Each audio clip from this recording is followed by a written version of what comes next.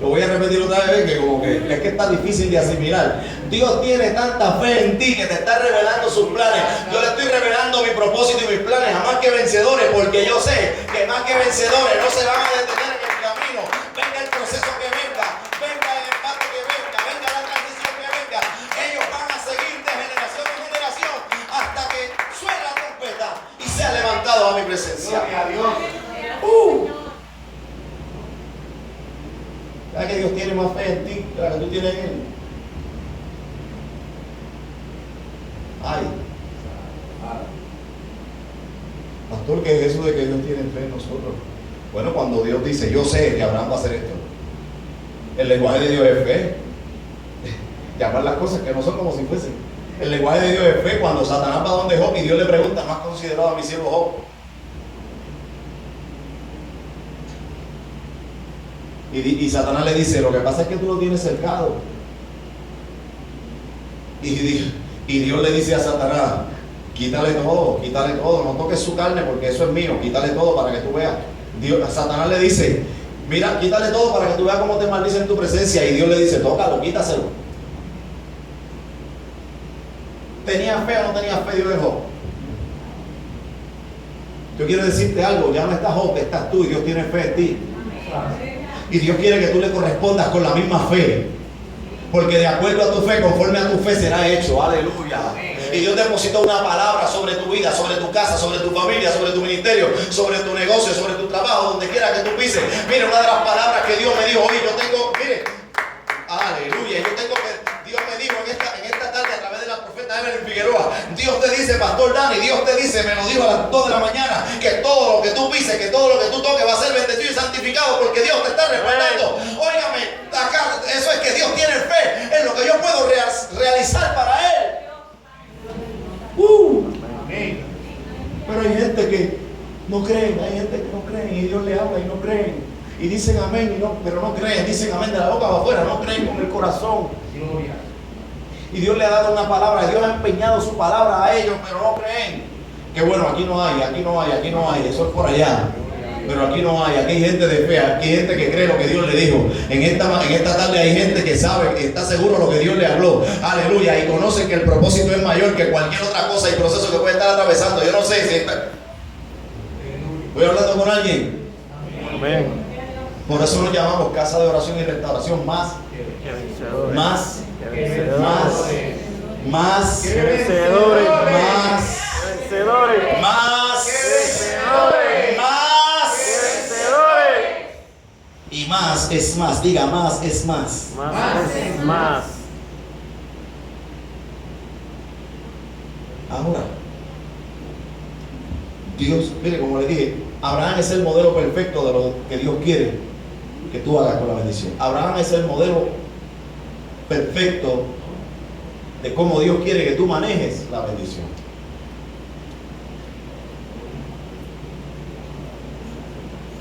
Ahora hay otros modelos que no deben ser imitados. Ay, aquí es donde el mensaje se va a dañar. Hay otros modelos que no deben ser imitados. Dios, lo voy a repetir para que no se le olvide, Abraham. Dios dice, yo sé que Abraham, aún después de muerto, va a vivir. Eso es lo que Dios está diciendo. Porque su enseñanza y su legado va a vivir en su generación. Por eso vemos a un Isaac y vemos a un Jacob y vemos a un José, aleluya, y vemos a un David, gloria a Dios, aleluya, que siguieron el legado de Abraham. Por eso Abraham es llamado el padre de la fe. Dios dijo, yo sé que él lo va a hacer. Por eso es que la palabra dice que Abraham le creyó a Dios y le fue contado por justicia. Ahora hay otros modelos que no se pueden seguir, no son imitados, no son imitables.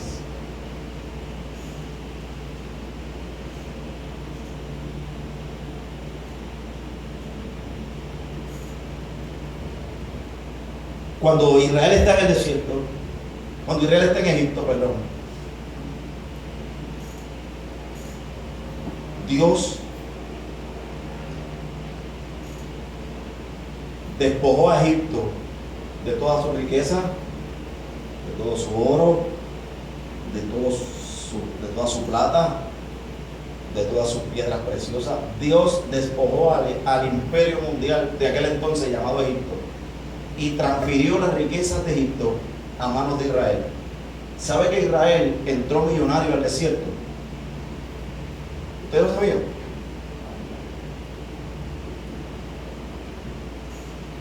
Israel, el pueblo de Israel, que eran esclavos en Egipto, cuando Dios los transiciona a través de un proceso terriblemente poderoso, Dios despoja a Egipto, empobrece a Egipto y simultáneamente enriquece a Israel, e Israel es introducido al desierto millonario, multimillonario.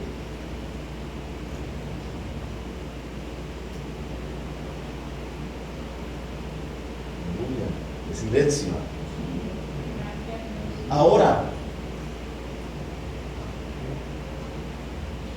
tan pronto Israel cruza el Mar Rojo, que sus enemigos son ahogados, que sus enemigos son desaparecidos, que sus enemigos son destruidos, cuando llegan al otro lado, Dios llama a su siervo al monte para hablar con él, y como su siervo tardó, Israel se desesperó porque no había sido curado del todo de la idolatría, y le dijeron al segundo en mando: haznos dioses que vayan delante de nosotros, porque no sabemos qué se hizo Moisés. Óigame, acabando de ver el Mar Rojo abrirse, acabando de tomar agua fresca, acabando de ver cuánta cosa, las plagas en Egipto, le dijeron a Aarón, digo, es fácil criticar a Israel porque nosotros no estábamos ahí, a lo mejor ustedes hubiéramos actuado de la misma manera, se acabaron los amenes, aleluya, gloria al Señor, porque cogemos los que fallan en la Biblia y los masacramos, pero nosotros no estamos muy lejos de ellos. Y cuando digo nosotros, estoy hablando de la humanidad de hoy, no solamente de los que estamos aquí, estoy hablando de nosotros no estamos muy lejos de ellos, por eso tenemos que agarrarnos de Cristo cada día. Cogemos a Pedro porque negó a Cristo y lo masacramos. Como decía el predicador, creo que fue el domingo pasado, aquí por la mañana, cogemos a Pedro y le decimos: Pedro se hundió, no tuvo fe, pero usted se atrevería, aunque fuera a asomarse por la barca. Pedro tuvo la babilla, como dicen los muchachos, Pedro tuvo, óigame, el valor, la valentía, el atrevimiento, la osadía de asomarse en medio de una tormenta y poner el pie, y después de Cristo, ser el primero en caminar sobre las aguas. Pero nosotros no cogemos y decimos: Pedro no tuvo fe, se hundió, negó a Cristo. Si usted se hubiera encontrado en la misma situación de Pedro cuando lo negó, no, también lo negaba. Se acabó la lluvia y el gloria a Dios. Por menos lo negamos. Eso no es para eso es un pensamiento.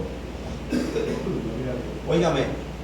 Entonces Israel le dice a Aarón: haznos dioses que vayan delante de nosotros. No sabemos qué se hizo Moisés. ¿Y sabe lo que hizo Aarón? Corrió. Y pidió oro. Denme oro. ¿Qué oro usted cree que pidió? ¿Qué oro usted cree que fue el que le dieron a Aarón? Si Israel era un pelado en Egipto. ¿Sabe qué? El oro del cual Dios despojó a Egipto y se lo entregó a Israel. El oro con el cual Dios bendijo a Israel. Y cogió Aarón todo aquel oro, una gran cantidad de oro.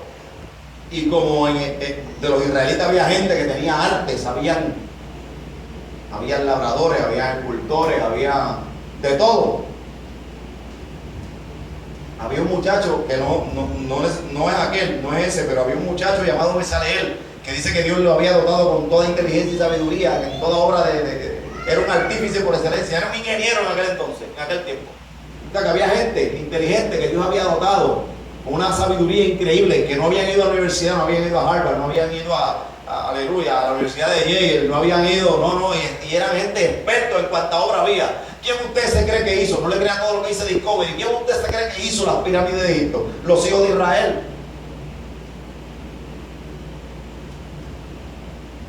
No crean lo que dice Discovery, que fueron los extraterrestres, por favor.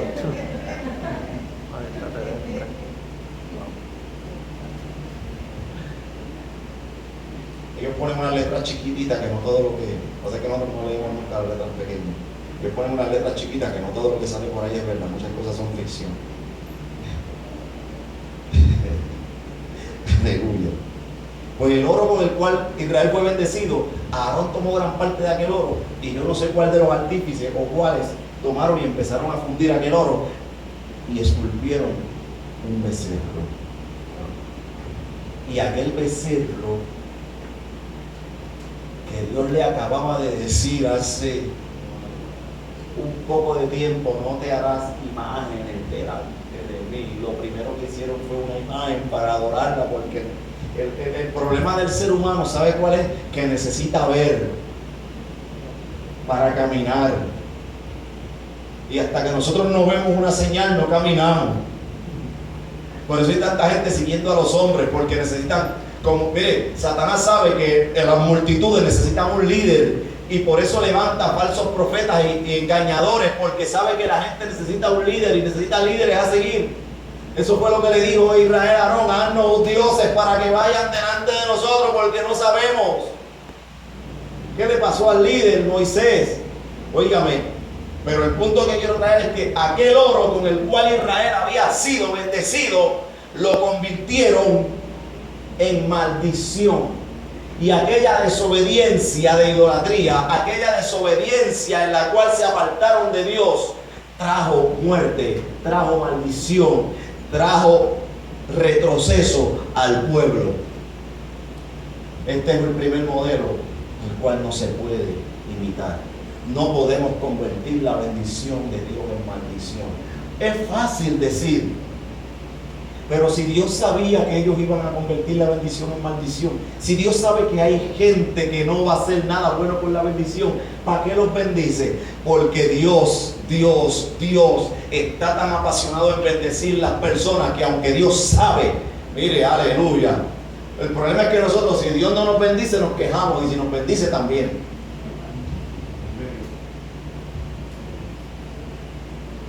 Y Dios sabía que ellos iban a hacer aquello con aquel oro. Pero Dios sabía que más adelante, con el otro oro, se iba a levantar un tabernáculo poderoso donde iba a ser símbolo y tipo de la presencia de Dios dentro del pueblo.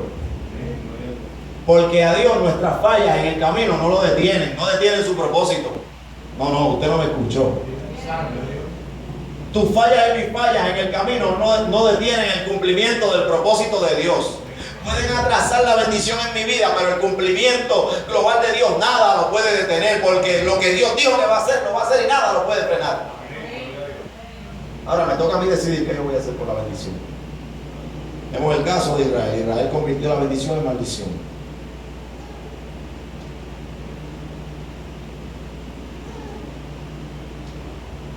Wow. Ahora bien,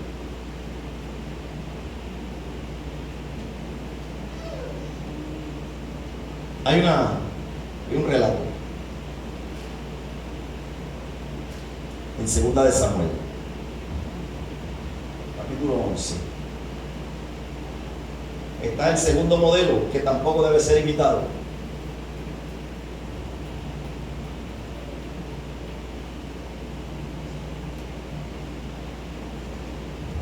Y la historia relata que David ya había tomado dominio de casi todos sus enemigos. Y Dios había confirmado la palabra que le había dado a David. Y Dios había entregado a los filisteos.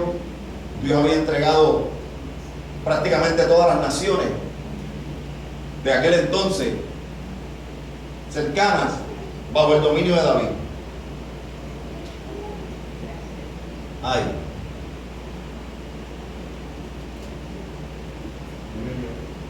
Ahora llegó un momento que David se sintió cómodo. Diga cómodo. Se sintió cómodo con la bendición. Y es un peligro sentirse muy cómodo con la bendición. Porque la bendición no es para que tú te sientas cómodo. La bendición es para que tú la multipliques bendiciendo a otro y accionando proactivamente en la obra de Dios. ¿Usted me siguió? Y llegó un momento que ya David estaba casi liquidando a los amonitas. Y como lo único que quedaba era la capital del Amón a conquistar, David dijo: ya yo no tengo que ir. Tengo un trono, tengo riqueza, tengo dominio, tengo poder, tengo un ejército. Que vaya mi ejército y conquiste la ciudad. Y dice la palabra que David se quedó, ¿en dónde? ¿Dónde se quedó David? Está ahí en 1 de Samuel 11. ¿Dónde se quedó David? ¿Dónde? La casa, en el palacio, la casa. ¿Dónde se supone que estuviera David? ¿Dónde se supone que estuviera David? En la batalla. Y se quedó en la casa. Hay tiempo de descansar, pero en tiempo de descansar, en tiempo de pelear, no te quedes descansando, porque eso es peligroso. David sabía que había sido bendecido, pero ¿sabe lo que hizo David? Se cruzó de brazos y dijo: ya yo no necesito nada más, que el pueblo pelee por mí, ya yo no necesito pelear. ¿Qué hizo por la bendición? Está ahí, qué bueno.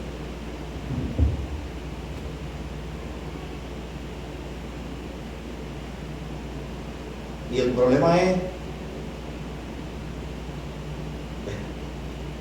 el problema de David fue, el rey David, que cuando se quedó en palacio, en tiempo de pelear, Satanás le tenía una pequeña trampa. Pues Satanás no hace trampas grandes, porque usted no lo sabía.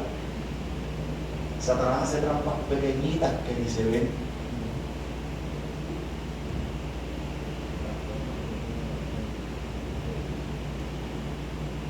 Y cuando David estaba lo más contento, ya mismo me traen las noticias de que Rabá fue capturada.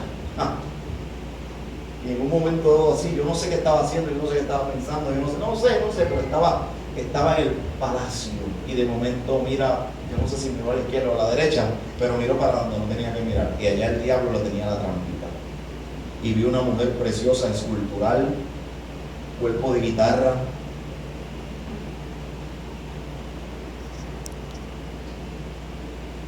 No, le iba a presentar una... ¿En serio? ¿Ah? No.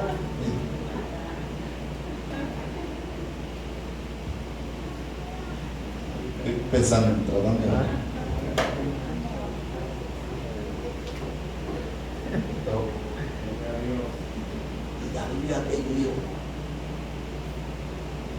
Guerra, olvídate de la guerra.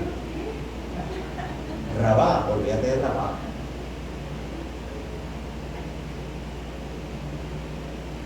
Y como era el rey, el problema es que como somos hijos de Dios, nos creemos que lo merecemos todo.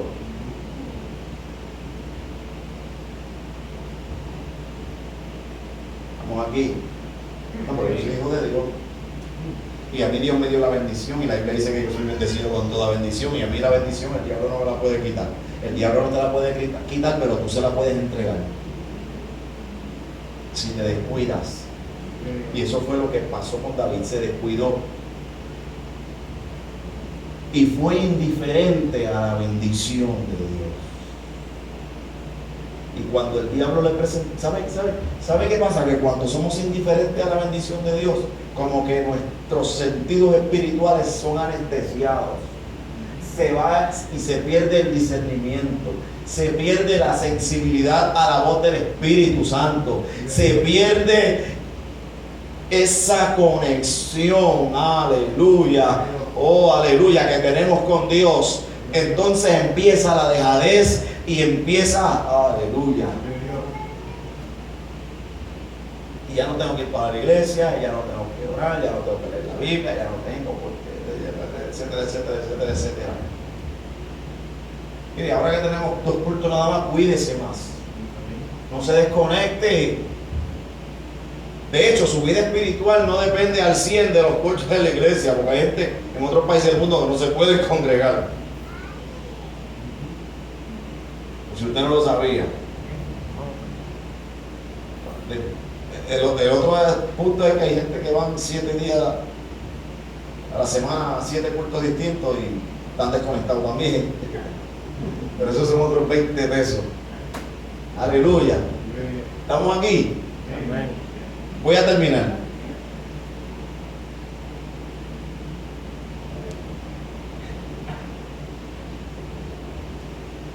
Gloria a Dios. Puedo seguir por ahí, puedo seguir más por ahí, pero David se sintió cómodo con la bendición. Entonces el diablo le presentó a Betsabé.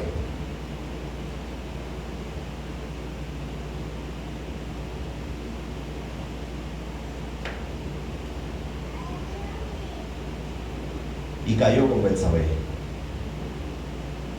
Adulteró con Betsabé. Pecó con la mujer de uno de sus mejores soldados. ¿Sabía eso? Cayó con la mujer de uno de sus mejores soldados. Que para tratar de, mire si era uno de sus mejores soldados, que para tratar de encubrir su pecado, porque Betsabé, porque el pecado da fruto. Y esto es simbólico y literal también. Al pecado le crece la barriga. Y a Betsabé empezó a crecer la barriga. Y cuando se dio cuenta, empezó a crecerle la barriga, le mandó un mensaje a David. ¿Te acuerdas?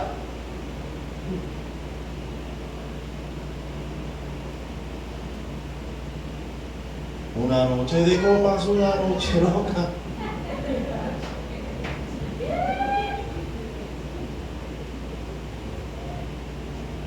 Entonces,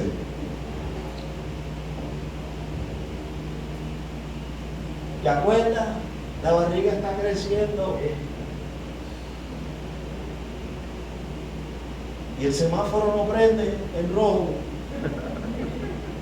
¿Qué vamos a hacer? Ay. Y David, yo no sé si se rascó la cabeza o la barba. Y espérate. Sí, porque rápido se prende el bombillón. ¿Sabes? Porque el diablo tiene truco tras truco, idea tras idea. Y no solamente el diablo, la concupiscencia de la carne también. Porque a veces le queremos echar la responsabilidad de nuestros actos al diablo. Ese es otro tema. Pero tú eres responsable de las decisiones que toma. ¿Estamos aquí? Y David, rápido, espérate, ya tengo la solución. Y mandó a llamar a Urías, ven Urías, espérate Urías. Lo invitó a comer, lo invitó a beber. Dios mío, y Urías, qué contento se debía sentir. El rey me está honrando, comiendo a la mesa con el rey, bebiendo el mejor vino del rey. Óigame, hasta que lo emborrachó, lo rendió como... Estaba como tuerca Urías. Y lo mandaron para la casa. Ese pues se va a acostar ahora con la esposa, no se va a acordar de nada de lo que hizo. Y cuando la barriga sigue creciendo, va a creer que el hijo es de él. Dios mío, qué fácil, qué bonito, qué bueno. Se acabó el problema. Aleluya. Yo no sé usted, pero yo siento a Dios. Para que usted tenga en cuenta y en vista todo lo que sucede cuando no es necesariamente convertir la bendición en maldición, es cuando la bendición no la sabemos aprovechar y no le sabemos sacar el potencial con el cual Dios nos lo da. Simplemente David se quedó en el palacio y todo lo que acarrió por desconectarse. Y Urías, borracho como estaba, como tuerca como estaba, no se fue para su casa, se quedó durmiendo. Mire si era fiel, que hasta borracho, se quedó durmiendo a la puerta del rey.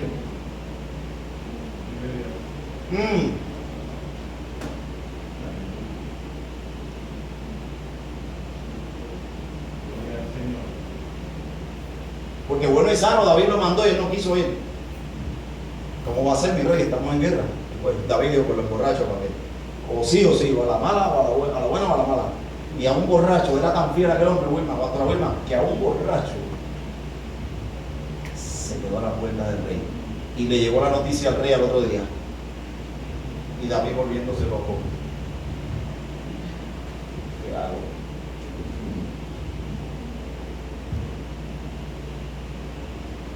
Se le prendió la bombilla otra vez y empezó a escribir. Yo no sé por qué yo me estoy deteniendo a relatar esto.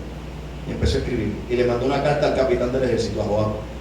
Pon a Urias al frente de batalla, donde la batalla está más fuerte. Y cuando la batalla se ponga más fuerte, donde arrecie, cuando los arqueros salgan y los de las lanzas salgan y todos salgan, déjenlo solo.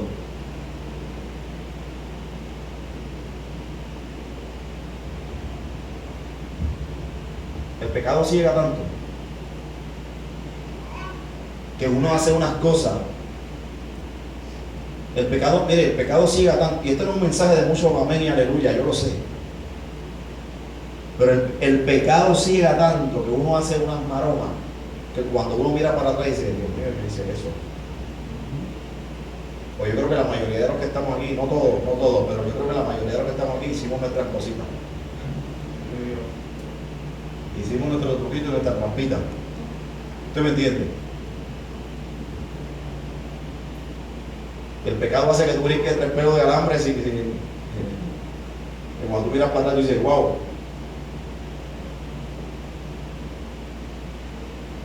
¿Sabe lo que hizo David? Envió la carta con el mismo Urias. La carta de su sentencia de muerte con el mismo Urias la envió. Y tanta era la fidelidad de aquel hombre que aquel hombre no abrió la carta donde estaba su sentencia de muerte. ¿Y sabe qué pasó? Joab leyó la carta, hicieron lo que nadie se enteró. Se acabó el problema. Mire, porque yo le presenté primero el caso de Israel, que a la soldada convirtieron la bendición en maldición. Pero el caso de David fue un proceso más peligroso aún.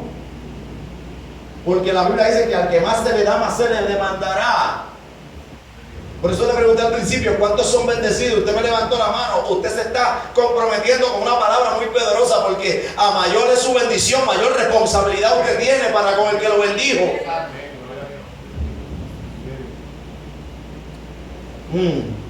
Por eso es el tema del mensaje. Después de la bendición, ¿qué vas a hacer?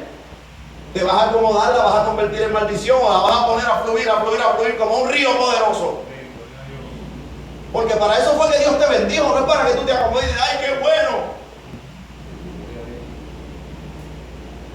Es para que vacíes tu bendición en otro, el que te queda al lado, el que te queda al frente, el que te queda detrás, porque Dios quiere bendecirte más aún. Pero como el pecado ciega,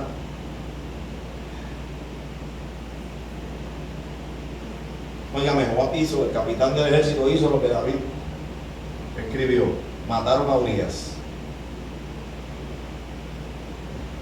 Mataron el pecado. Se enterró ya, qué bueno. El susto ya lo pasé. Y como el rey era tan bueno, porque le digo, cogemos a David y lo masacramos, lo que le dije ahorita, cogemos al rey David y lo masacramos. Lo masacramos por lo que hizo. Pero en este tiempo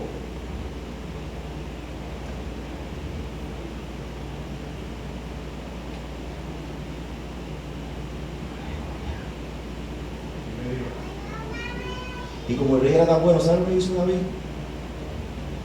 Llamó a la viuda a consolarla y le dijo: mamita, mataron a tu esposo, pasa el duelo, pasa el tiempo de duelo, y después cásate conmigo que yo me voy a hacer cargo. Óigame, qué tremendo rey, qué bueno, qué hombre de Dios, qué ungido, qué poderoso. Tiene más hijos, tiene más esposas que en aquel tiempo. Se supone que el rey no lo hiciera, pero en Medio Oriente aún es permitido hoy. Y con todo eso se hizo cargo de la viuda. Ay, qué bueno ese rey. Y la barriga creciendo, y llegaron los 9 meses y salió el muchacho. Y después del muchacho haber nacido, al poco tiempo el muchacho enfermó, el bebé enfermó. Y el rey empezó a ayunar y a orar, porque después que creamos el revolú, Dios nos bendice, nos acomodamos, formamos un revolú con la bendición, y después que Dios nos bendice, ayunamos y oramos por el revolú que formamos, y no tomamos las decisiones correctas para enderezar las cosas que nosotros mismos torcimos. Nadie diga amén, por favor, porque esto no es para que diga amén, esto es para metérnoslo en el espíritu y lo podamos. Y el bebé enfermó y David oró y ayunó, oró y ayunó, oró y ayunó, se rasgó la ropa, se echó ceniza sobre la cabeza, oró y ayunó. Porque a veces oramos y ayunamos para resolver los problemas. Si usted está orando y ayunando para resolver un problema, no ayune. Ni ore. Ore y ayune para que Dios le dé sabiduría para resolver el problema. Porque la oración y el ayuno no son varitas mágicas que resuelven situaciones.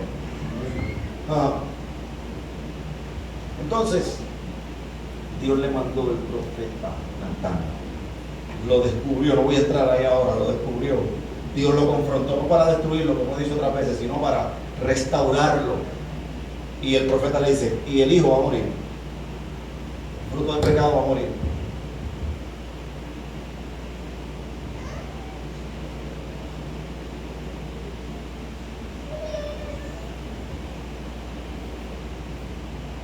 Pero ¿sabe qué?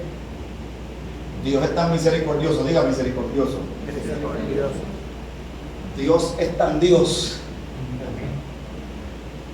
Dios es tan fiel. Que cuando David se humilló, se arrepintió, Dios le dijo, no te vas a morir. Hay consecuencias, pero no te vas a morir.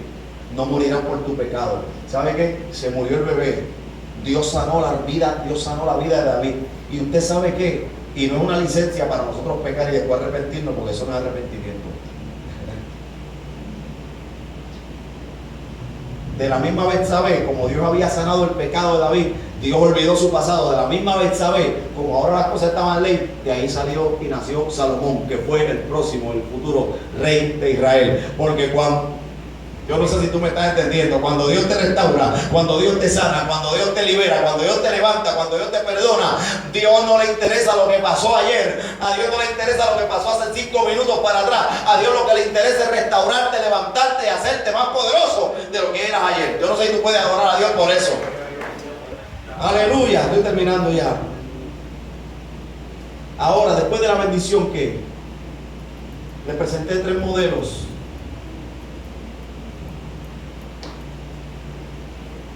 Le presenté el modelo, el segundo modelo. ¿Qué vamos a hacer? ¿Convertir la bendición en maldición? Hay gente que está idolatrando sus bendiciones. Hay gente que oraron por un carro y Dios le dio un carro.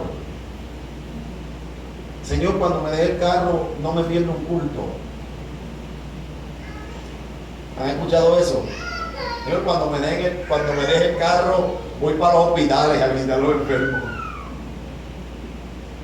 Hay gente que ora, Señor, cuando me deje el carro, a todo el que vea por el camino le voy a dar pon. Le voy a dar un consejo, no le dé pon a todo el que vea por el camino. Ahora usted tiene que orar por discernimiento.